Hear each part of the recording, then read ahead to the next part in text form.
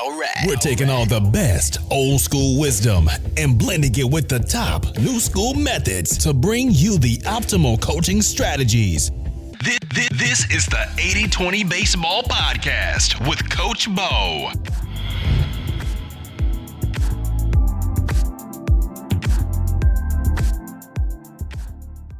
Welcome, coaches. Man, oh man, episode 100. Here we are, 100 episodes in, fired up. We got a good one today. I'm going to share a stat with you. I think that correlates with producing runs as much as any other stat out there. And the good news is, youth coaches, you can track these stats. You can track this stat, not 100% precise. It won't be precisely tracked, but it can be accurately tracked and helpful. I'll talk about that stat. We're going to break that down. You know, I got to talk about the Dodgers-Giants series. That last call, Wilmer versus Scherzer, 2-strike pitch, bottom of the ninth, 2 out. Wilmer on the swing that wasn't struck out, and the Dodgers moved on. But I want to take that example that we all are probably familiar. We saw it, or at least you can go check it online really quick. You can see what I'm talking about. I want to break that down, and I want to take from it, extrapolate from it, what we can learn as a coach, not just in that situation, not just when you're coaching in the bottom of the sixth or the bottom of the seventh inning of a game and there's 2 strikes and there's a check swing, but there's things that we can learn from that in terms of a mindset to make you a much better coach, much more fun to be around, and also just to help your sanity. So I want to share with you some really interesting statistics on that can help paint a better picture for our mindset as a coach, and we'll get into that. And lastly, here in episode 100, I'm going to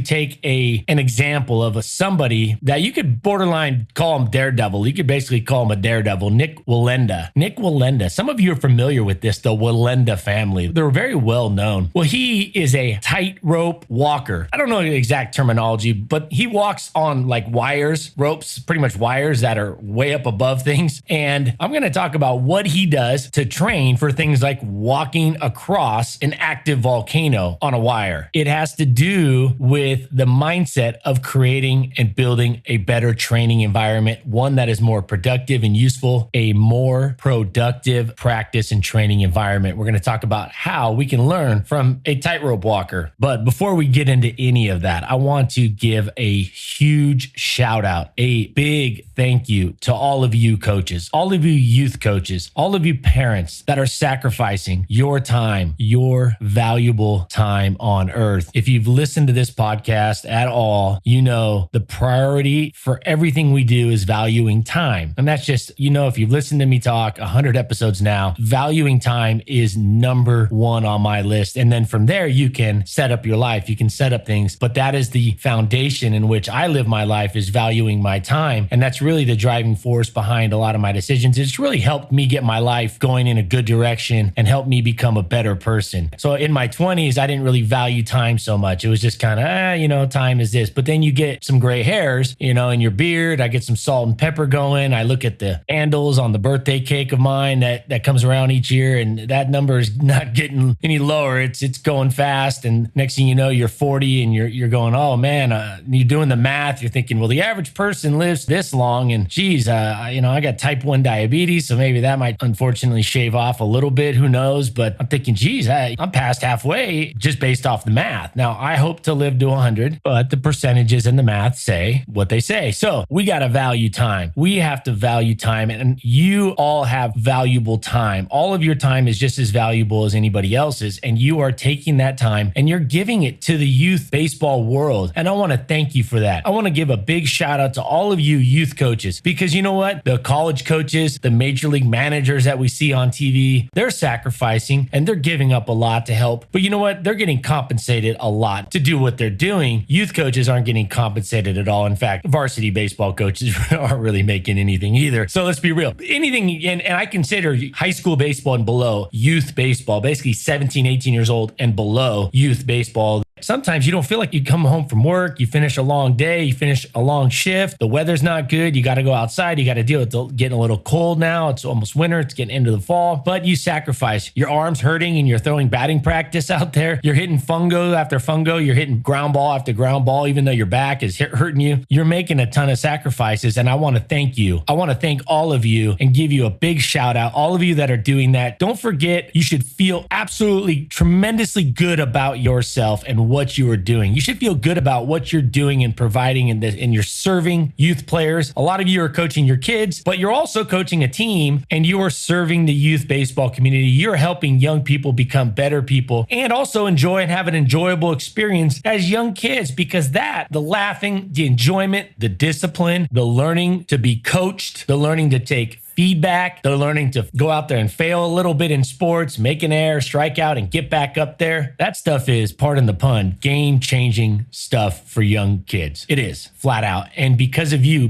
going out there and doing your part, thank you. Thank you for doing that. So episode 100, I want to give 100 thanks. In Spanish, they say mil gracias. It's like 1,000 thanks. Well, I'm going to give you 100 thanks here. Make sure that you know that what you're doing for the kids is going to serve and help them for the rest of their life. And you're helping give back. You're helping give back. Some people talk about going to Haiti and helping build homes, or going to South America and eradicating certain illnesses. You're helping young people so when they grow up, they have fewer issues. They have fewer problems. They have more confidence. They are better adults. And you're doing that in your way as a baseball coach. And along the way, the benefits, some of the side benefits of that are that hopefully your players have some success and can utilize that and leverage that into maybe playing college baseball and getting into a college they might not have otherwise gotten into, or a scholarship, or maybe a chance to play professionally, which is very slim. That's not what you're doing. That's icing on the cake. That's a cherry on top. So I think it's important that we step back and give thanks to all the coaches out there for what they do and the sacrifices they make. Now, if you're a coach that's going out there and it's all about you, and you don't even think of it as a sacrifice, you're doing it for you, you need to take your phone or whatever you're listening to this podcast on, and you need to hit the stop button, and you need to hit the delete this podcast button right now. All right, good. So we can move forward. Everybody else that's still here is out there, yes, to have enjoyment for ourselves as coaches, but also, and more importantly, to serve and help the kids become better people, better players, and better the entire baseball community. All right, let's get into it. Most of you saw the game the other night, Dodgers, Giants, Game 5. I was shocked to see, or not shocked, but very surprised when I found out that the Dodgers had never actually played the Giants, and the Giants had never played the Dodgers in the postseason. I mean, it makes sense because the postseason wasn't even postseason. It was really just the World Series. A lot of baseball fans, newer fans, don't know that if you go back, they didn't actually have championship series, much less division series and wild card games. They didn't have any of that up until 60s. I want to say it was in the 60s is when they actually said, okay, there's two divisions in each league. It used to just be the winner of the National League went straight to play the winner of the American League in the World Series. There were no championship series. So it makes sense when the Dodgers were in the same league as the Giants and the Giants as the Dodgers,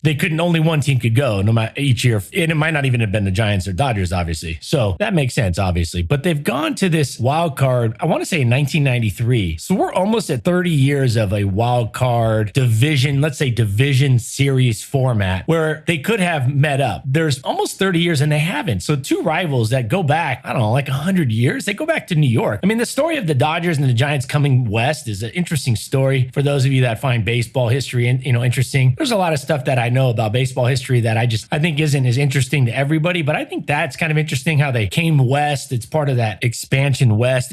I would have done a lot better in history class if they would have just used baseball or sports as every example, instead of saying, oh, we had the Oregon Trail and Meriwether Lewis and William Clark. I think they were the names, and Sacagawea. They all came west and they followed the Missouri all the way out. They would have just said, well, here you had two baseball teams and they were in New York and they wanted to go west because they were building out west and they thought they could get out there and start a new thing. I'd have been like, oh, okay, you got my attention, but I digress. So Wilmer Flores is up. You guys saw it. Most of you saw it. He does a swing. It wasn't a swing. Everybody can tell it wasn't a swing. Now, there's no technical definition of a check swing in the Major League rule book, but there's unwritten rules that are almost literally etched in stone. And one of them is, do the hands kind of roll or does the bat get to a certain point? I know umpires will say things about, if you just look at it and go, yeah, that's a swing or he checked it. I think if you see enough baseball, and these umpires have surely seen enough baseball, you can say that's a check swing or that's not. You can tell by looking at the swing, did he really go through enough to really do something on that pitch, or did he check it and there really was that decision to stop before he committed? I like to use did the bat path, the hands, did the swing go past the midpoint of the body? That's what I'm looking at. Does the bat go past perpendicular? So if you went perpendicular off, say, the navel, the belly button straight out, did the bat go past perpendicular? I'm not sure what the Major League is going to do, what Major League Baseball is going to do with this rule. They need to just put something in stone and say if it goes to this degree or that. I think it's got to be the bat, where the bat is, where the head of the bat is. I think it has to be something to do with the bat. I know there's a lot of talk about the wrist rollover, if the wrist roll over out in front, but there's certain hitters that don't roll their wrists out in front until another 6 inches, 12 inches out in front. They kind of drive through. They have better swings in a sense, and they don't roll their wrists over as soon. So I think that gets a little subjective, but you could say where the bat is. But nonetheless, he didn't swing. It was close. And some people say it wasn't close, but I've seen still images of it. It was close. It just was definitely,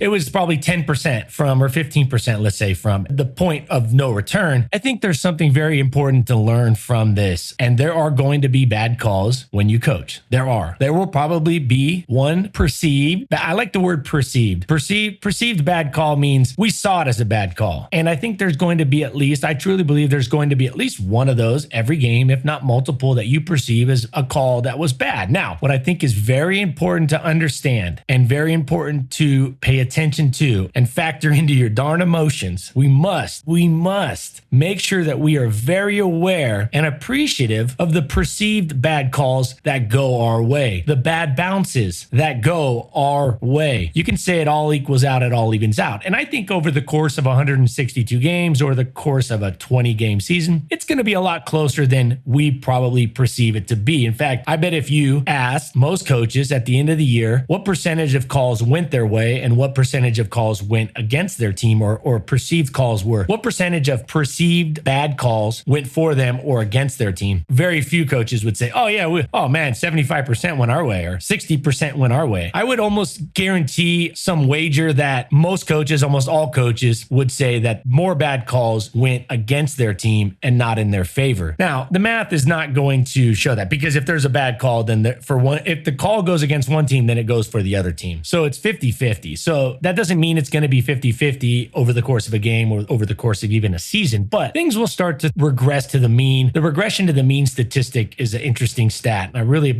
a fan of it. I said believer, it is what it is. It's math, but it's not you can believe in it or not. It just is what it is. It's just simple math, but things do regress. And what I did when I first started coaching, I would notice all the ball and strike calls that didn't go for our team. And they would stick. They would be in my mind. They would get my blood boiling a little bit more, right? But I would be really quick to forget the calls that went in our favor. Sometimes game-changing calls that went for my team, our team. I would be quick to forget those. And it's almost like I wouldn't tally up that side. I would only tally up all the calls I saw as being incorrect calls that went against our team that hurt our chances of winning. And I think if we looked at it subjectively, or I think if we just at the end of the game, we took both coaches and said, all right, let's see your tallies. The two coaches tallied. They didn't even tally both sides. They just simply tallied how many calls they thought went against them, how many bad calls the umpire made. And if you just put them next to each other and said, oh, well, I saw 3, and the other coach would probably say, I saw 2 or 3. So the perception of a bad call and the reality of a bad call, that's one thing. And then I do believe that over the course of the season, you're going to get good bounces. You're going to get calls. You're going to get bad bounces that go your way. You're going to get bad bounces that go against you. You're going to have good calls, or I should say calls that are good in your favor, but are bad or incorrect calls by definition. So I think it's important that you do not get stuck on just a bad call. You move forward. And I do understand that it's important that you move forward and you know that things will probably come back around. I do agree though, and I was talking to a Giants fan, a neighbor of mine is a big Giants fan, and he moved over here to Boise from the Bay Area. So he's a San Jose, San Francisco guy. And he made a great point. He goes, it's not, all situations are not equal. And he's absolutely correct. 0-2 in the bottom of the 9th at game 5 in the wild card, the division series, I should say. That's a lot different than game 10, right? Now, I also said 0-2 count against Max Scherzer pitching the way Max Scherzer was pitching the other night. He was dialed in. Scherzer was pitching really good. The number one way you can tell that is fastball location. He was locating his fastball.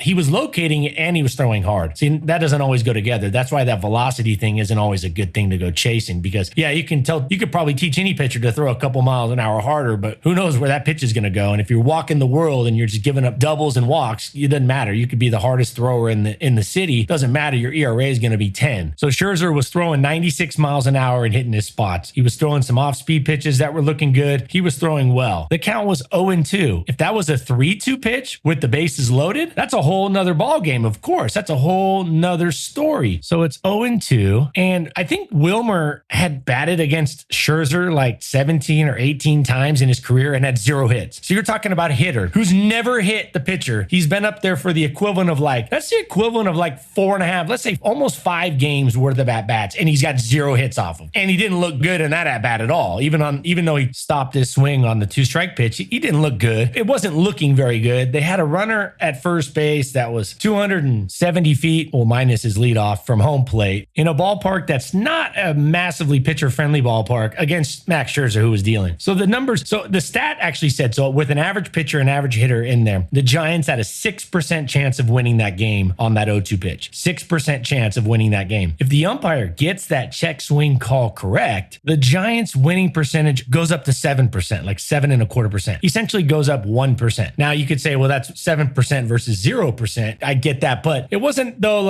all of a sudden he checks his swing and now their 6% chance of winning is now 38% chance to win. Bad call, yes. But a 7% chance of winning with Cy Scherzer on the bump, that's pretty bleak. And that 7% is based off the average pitcher and the average hitter in the league. Wilmer was nothing close to an average hitter against Scherzer in his career, and definitely not in that at-bat. He was well below average in terms of just what he was probably going to do. Scherzer is definitely not average. He's a Hall of Famer, and he was dialed in, and he was as competitive and it was going to take a massive effort just to even score from the beginning of the inning off him. And then you also throw in the fact that the Giants had a ball go their way, had a bounce go their way, had an error, a routine play go their way. The ball went to a spot that pretty much is Turner's one hole in his, hitters have holes in their swing. That's the one hole in his defense right there. He caught it off the right foot, off his right shin. The ball, it didn't hit his right shin, but the glove, it slid over. His movement to the right isn't quite as good as his movement to the left. He's not as good quite to his right. When he backhands it, he's pretty good, but even his backhand is nothing like the Arenados and those guys in the league. It wasn't even that hard hit. It wasn't weakly hit, but it wasn't a rocket. Should have been an easy out, and Justin Turner has the ball bounce out of his glove on a routine play. So Wilmer Flores, the Giants didn't actually earn the at-bat that Wilmer Flores got. So you could say, well, yeah, but the Dodgers made the error. I get that. The Dodgers made the error. So the Dodgers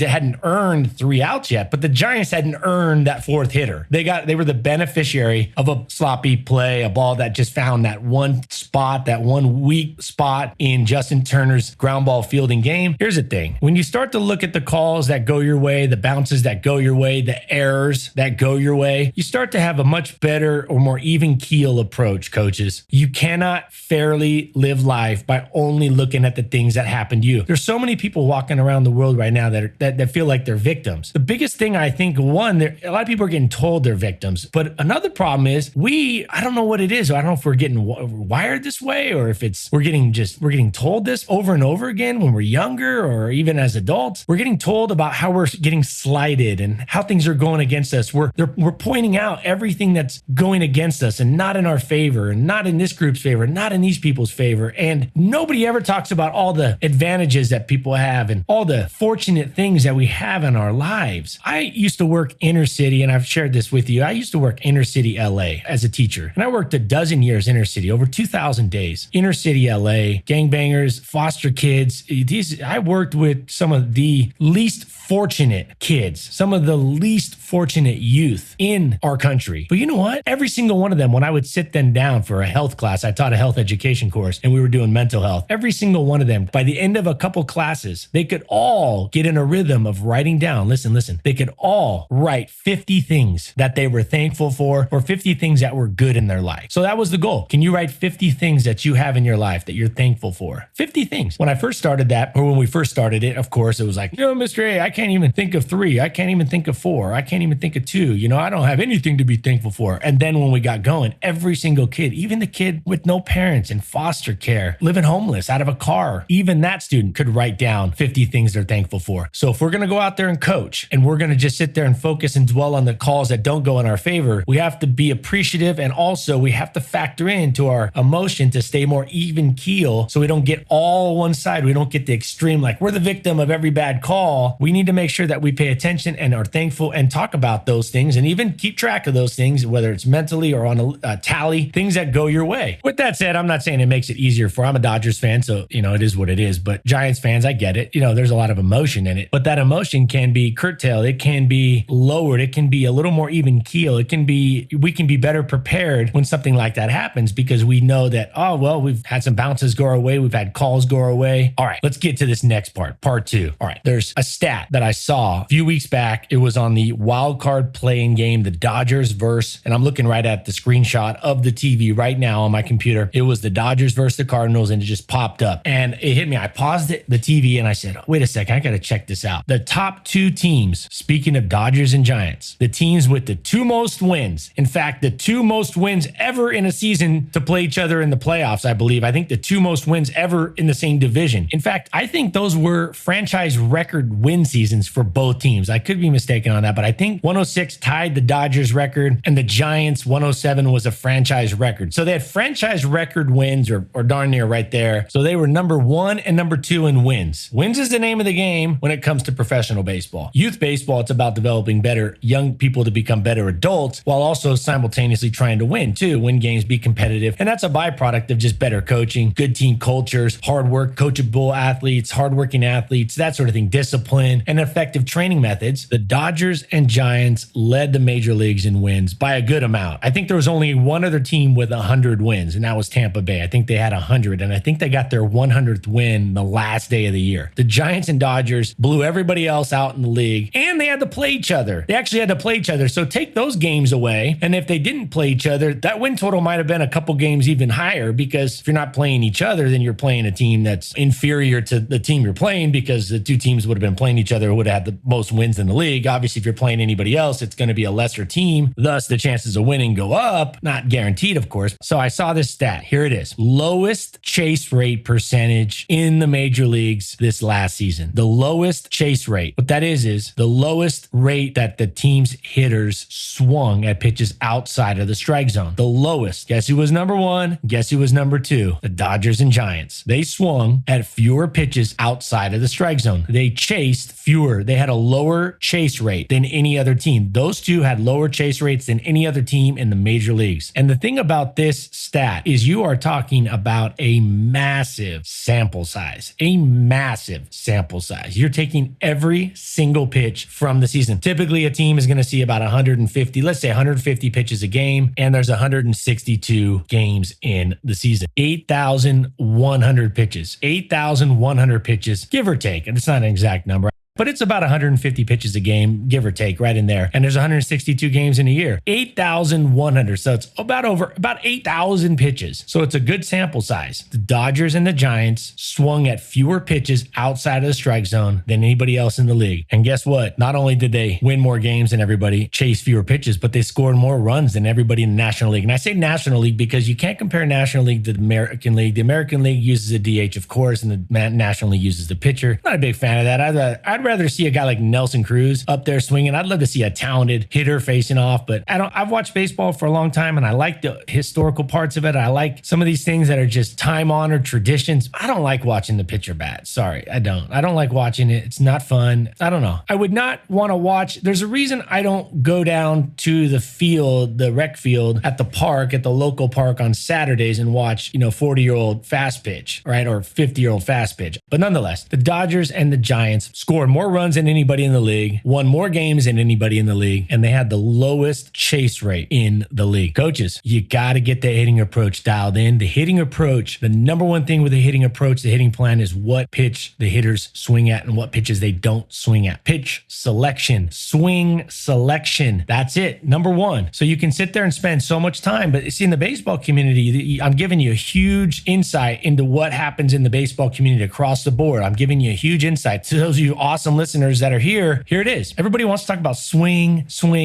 mechanics, where the hands, where the feet, this, that, and the other. Yeah, that's important, but nothing comes close to being as important as what pitch the hitter swings at or what pitch they don't swing at. That is the biggest factor when it comes to hitting success. Good swing, yeah. But I think hitters, when they swing at pitches that are good pitches to swing at with less than 2 strikes, they are a heck of a lot more likely, even hitters with semi-decent swings or even kind of poor swings are way more likely to drive that ball over the infielder's head or drive it into the gap or down the line or hit a ball that gets through the infield. A bad hitter swinging at bad pitches has no chance. No runs at all are going to happen if a bad hitter with a bad swing or even a mediocre swing swings at bad pitches. You're going to get 0 runs, 0. Good hitters and great hitters swinging at bad pitches consistently, they're going to net a few runs, but you're not going to win very many games. Instead of averaging 7 runs a game or 5 runs a game or whatever it is, you're going to be well below that. You're going to be averaging 1 or 2 runs a game because you're just hoping that you swing enough and they can just do something with that pitch and send it over the first baseman's head, or they can have something that falls in a seeing-eye single and whatnot. Even good and great hitters swinging at bad pitches consistently are not going to produce very many runs. Much fewer than they are capable of, much fewer than they have the potential to score. Bad hitters, mediocre hitters swinging at bad pitches, you're literally going to get 0 runs. Now, on the flip side, good hitters and great hitters swinging at good hitters' pitches, now less than 2 strikes, of course, here. Less than 2 strikes. Swinging at pitches that they can do something with, that they can handle, not a pitch at the knees, on the outside part of the plate, on the corner, or up inside, you see that rectangle on the Major League Baseball, the up and in corner or the down and away corner. Okay, those are not pitches that hitters should really be looking for, and every hitter's a little different. I get that, but when good hitters and great hitters swing at pitches that are pitches, let's say the size of, in an area the size of a beach ball or a small hula hoop, not the entire strike zone, but a third of the strike zone, a half of the strike zone, a half of the strike zone that they're good with, they are going to score a ton of runs. They're going to score it. You're going to produce a lot of hard hit balls, batting averages, and I'm not a fan of that, but everybody can kind of relate. Your batting averages are going to easily be 400 or 500. Mediocre hitters, bad hitters, when I say mediocre swings, hitters with mediocre swings or bad swings are just not very coordinated hitters. They're out there, especially at the youth level. If they can learn to swing at good pitches for them, good hitters' pitches, they're going to go from literally doing nothing all year to adding a run or 2 every couple games. That's huge. That's the difference between 5th place and 1st place. It's so important that you teach hitters in batting practice. So important. Every time they see a live pitch off an arm, off a machine, off a toss, whatever, they need to know with less than 2 strikes, that pitch has got to be in there. They're half of the strike zone that they can hit well. Or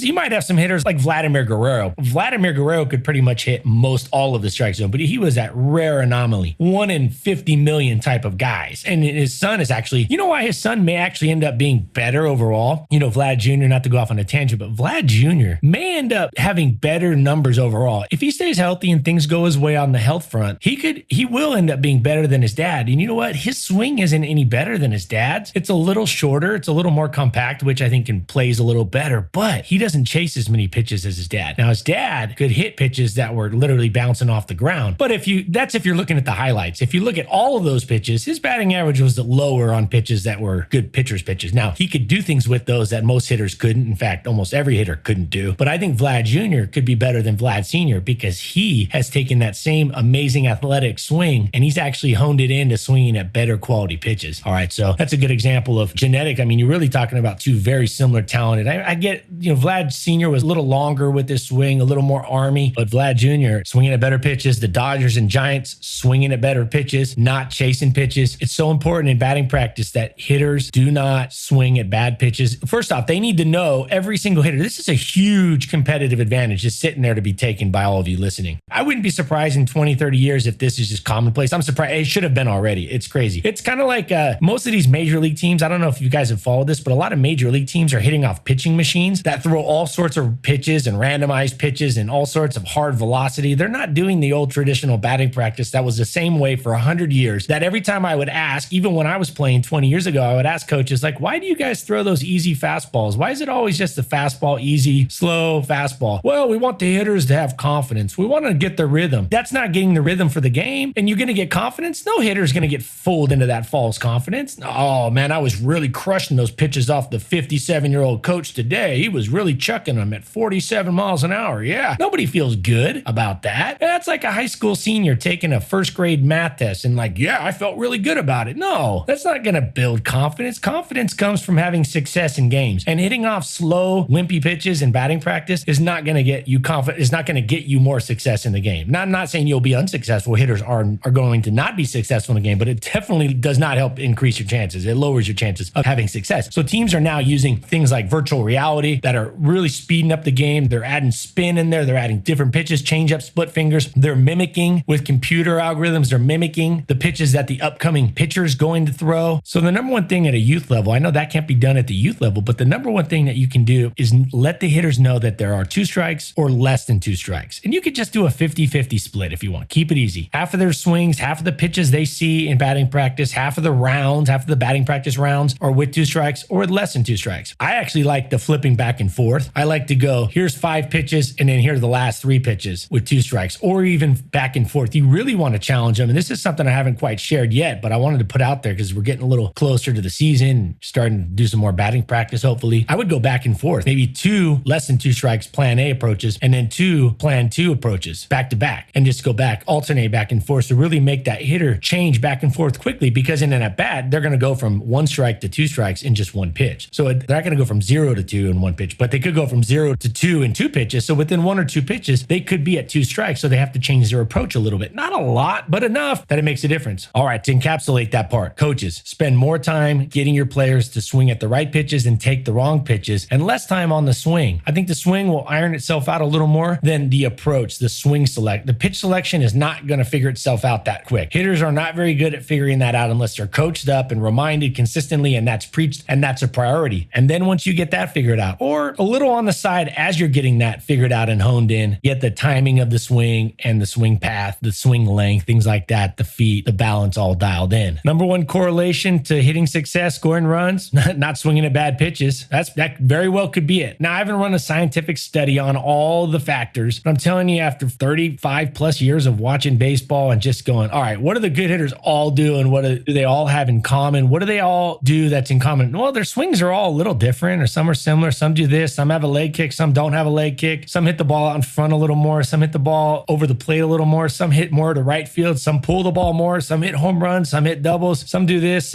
there's no common denominator when it comes to the swing across the board. But almost without fail, the common denominator, there is one common denominator with great successful hitters over a long period of time, and that is pitch selection. And if you haven't already, go back and listen to my hitting approach episode. It was, like episode, I don't know, 7, 8, 9, 10, right in there, somewhere in there. And I talk about Mike Trout, a game I was at watching Mike Trout, and go back and listen to that when he was facing Tanaka, the Yankees pitcher at the time. So go back, listen to that. This is a big deal. It's a big deal, pitch selection, especially for youth players. And then, swings important. I'm not saying swings not important. Timing, balance, the lower half. I think that's all important. But you want to coach the biggest needle mover first and then move from there. And the biggest needle mover, the biggest difference maker on the scoreboard for an offense, to me, is pitch selection, especially at the lower levels when those pitches are all over the place. All right, we're going to finish up with a quick tip that we can get from a tight rope, a high wire walker, Nick Wallenda of the Wallenda family. They're well known for this. He trains on an 800-foot wire in his yard, in his backyard. He's got some acreage, right? So he has an 800-foot wire, so almost 3 football fields long, that sags more. So all these wires, when they do these high wire walk, all those wires sag, right? They're going to sag down. And some of you know way more about this than I do. So the wire sags. The highest points are on the ends, of course, and it sags more. And in the middle would be the lowest. He sags that 800-foot training wire more than all the wires that he actually walks and performs on. He sags it intentionally a lot more. He also makes it less stable than the wires he uses when he's out there doing a live walk, like the one he did over a volcano, an active volcano. Here's the thing. He makes his training a lot more difficult, or definitely more difficult than he does the real thing. His grandfather fell off a wire, and there's video of it. He fell off a wire in Puerto Rico. I believe it was in Puerto Rico,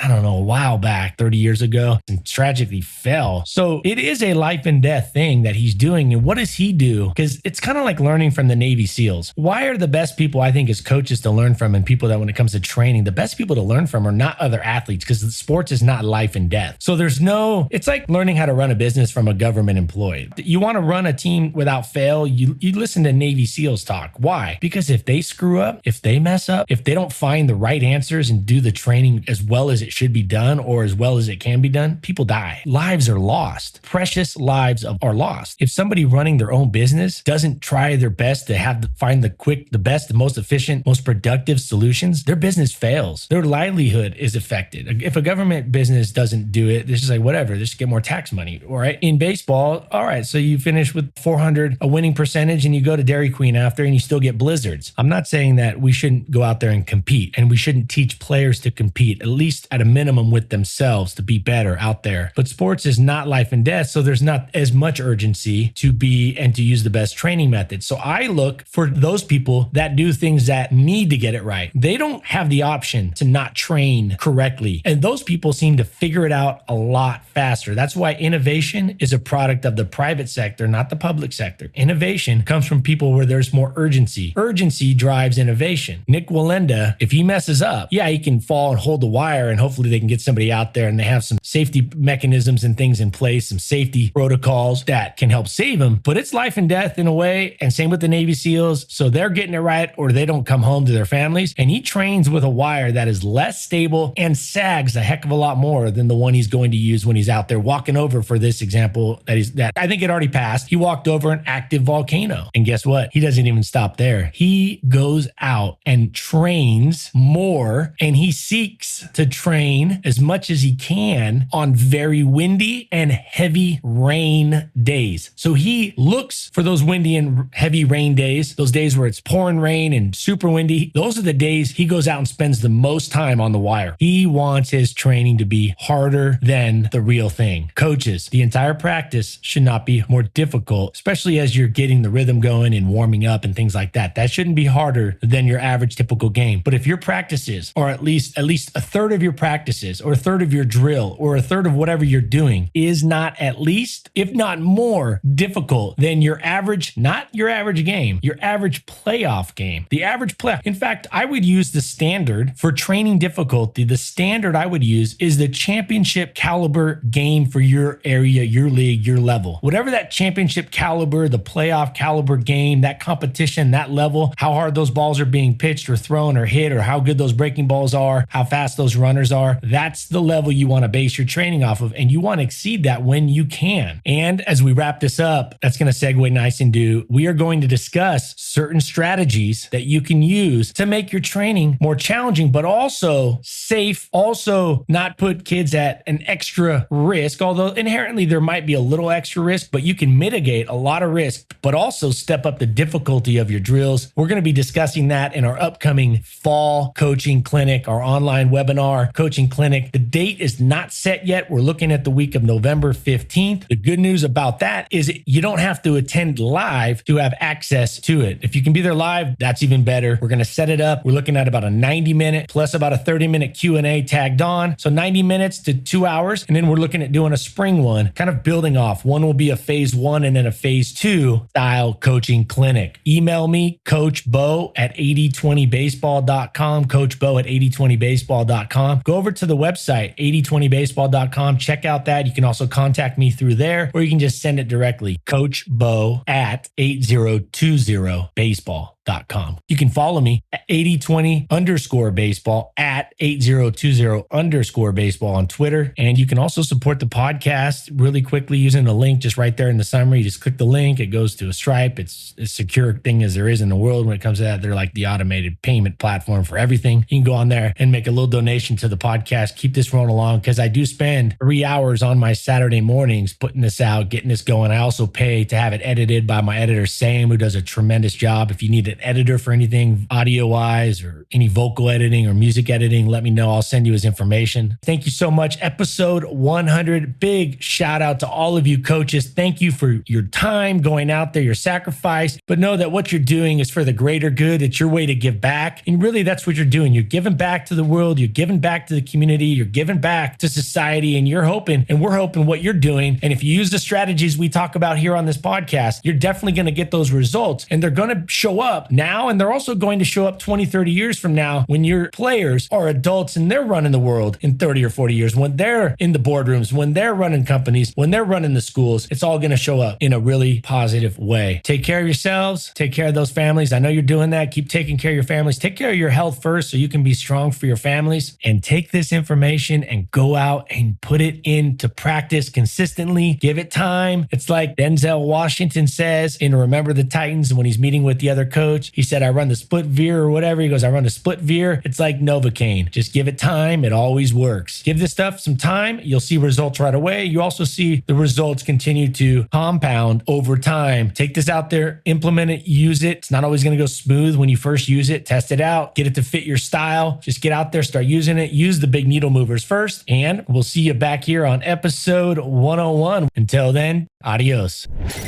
This has been the 80-20 Baseball Masterclass. Take it to the field.